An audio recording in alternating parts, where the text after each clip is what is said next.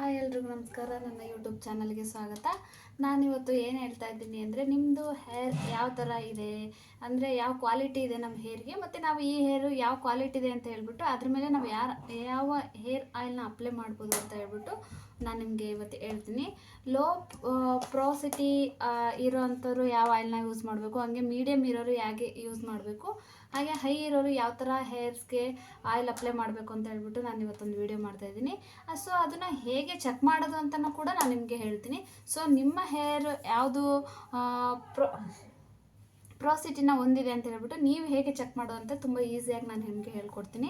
So ಏನಿಲ್ಲ, just ನಿಮ್ಮ ಹೇರ್ನ ಈ ಥರ ಹೇರ್ ಫಾಲ್ ಆಗಿರುತ್ತಲ್ವ, ಸೊ ಹೇರ್ನ ಈ ಥರ ತೊಗೊಂಡ್ಬಿಟ್ಟು ಅದನ್ನು ವಾಟ್ರಿಗೆ ಹಾಕ್ಬಿಟ್ಟು ಚೆಕ್ ಮಾಡೋದು. ಸೊ ಅದನ್ನು ಹೇಗೆ ಚೆಕ್ ಮಾಡೋದು ಅಂತ ಹೇಳ್ಬಿಟ್ಟು ನಾನು ತೋರಿಸ್ತೀನಿ. ಫಸ್ಟ್ ಹೇಗೆ ಚೆಕ್ ಮಾಡೋದು ಅಂತ ಹೇಳೋಕ್ಕಿಂತ ಮುಂಚೆ, ಸೊ ಇದನ್ನು ಯಾವ್ಯಾವ ಹೇರ್ ಇರೋರು ಏನೇನು ಆಯಿಲ್ನ ಯೂಸ್ ಮಾಡ್ಬೋದು ಅಂತ ನಾನು ನಿಮಗೆ ಹೇಳ್ತೀನಿ ಇವಾಗ. ಸೊ ನಾನು ಫಸ್ಟ್ ಹೇಳ್ತಿದ್ದೆ, ಲೋ ಪ್ರೋಸಿಟಿ ಹೊಂದಿರುವಂಥ ಹೇರ್ ಇರೋ ಅಂಥವ್ರು ಯಾವ ಹೇರ್ ಆಯಿಲ್ನ ಹಚ್ಚಿದ್ರೆ ತುಂಬ ಬೆಟರ್ ಆಗಿರುತ್ತೆ ಅಂತಂದರೆ, ನಾವು ಕೊಕೊನಟ್ ಆಯಿಲ್ನ ಅಪ್ಲೈ ಮಾಡೋದ್ರಿಂದ ತುಂಬ ಚೆನ್ನಾಗಿರುತ್ತೆ.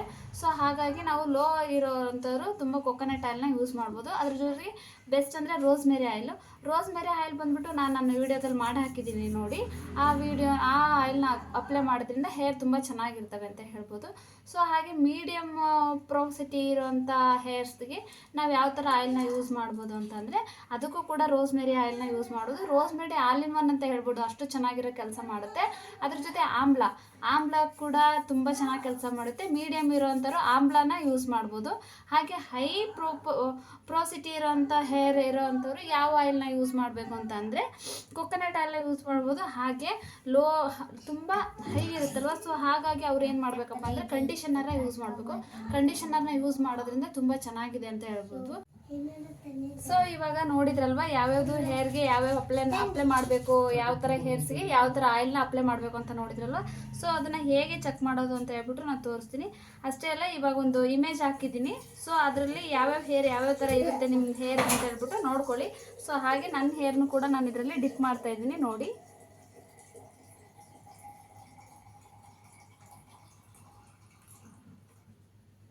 ಈ ಥರ ಹೀಗೆ ಡಿಪ್ ಮಾಡಬೇಕು. ನೋಡಿ, ಫ್ರಂಟ್ ಕ್ಯಾಮ್ರಾದಲ್ಲಿ ಸರಿ ಕಾಣಿಸ್ತಾ ಇಲ್ಲ ಅಂದ್ಬಿಟ್ಟು ಬ್ಯಾಕ್ ಕ್ಯಾಮ್ರಾದಲ್ಲಿ ತೋರಿಸ್ತಾ ಇದ್ದೀನಿ. ಸೊ ಈ ಥರ ಅದರಲ್ಲಿ ಹಾಕ್ಬಿಟ್ಟು ಡಿಪ್ ಮಾಡಬೇಕು. ಈ ಥರ ಡಿಪ್ ಮಾಡಿದಾಗ ಅದು ಹೇರು ಫುಲ್ ಯಾವ ಥರ ನಿಮ್ಮದು ಮೇಲೆ ಇರುತ್ತಾ ಅಥವಾ ಮಿಡಲಲ್ಲಿ ಇರುತ್ತಾ ಅಥವಾ ಫುಲ್ ಲೋ ಅಲ್ಲಿ ಹೋಗುತ್ತಾ ಅಂತ ಹೇಳ್ಬಿಟ್ಟು ನೋಡಬೇಕು. ಮೇಲೇನಿದ್ರೆ ಲೋ ಪ್ರೋಸಿಟಿ, ಮಿಡಲ್ ಇದ್ದರೆ ಮಿಡಲ್ ಪ್ರೋಸಿಟಿ, ಹಾಗೆ ಕೆಳಗಡೆ ಲೋ ಅಲ್ಲಿ ಬಂದು ನಿಂತಿತ್ತು ಅಂದರೆ ಹೈ ಪ್ರೋಸಿಟಿ ಅಂತ ಹೇಳ್ಬಿಟ್ಟು. ಸೊ ನಿಮ್ದು ಯಾವುದು ಅಂತ ಹಾಗೆ ಚೆಕ್ ಮಾಡ್ಕೊಳ್ಳಿ.